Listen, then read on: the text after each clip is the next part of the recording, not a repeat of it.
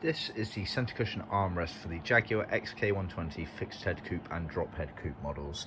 This is actually subtly different to the 120 Roadster in the way it's made. Overall, the look and appearance is pretty much the same, but it's actually different. You'll see that on this one here, we have the surround going around here and piping going across the middle here and no piping down this edge here, whereas the Roadster one, the piping goes all the way around and you just have a semi bit going around there. So it is subtly different. Goodness knows why Jaguar changed it, but we have the patterns for it. So this has been made in Biscuit Light Tan. It's leather face, meaning the majority of it's leather. So leather on the top here, leather on the front here, leather pleated panel, which a tuck and roll as ever.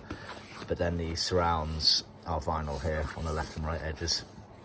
So fairly simplistic. You can see the scrim's being sewn in on the side there, helping to attach to the millboard blank that goes underneath.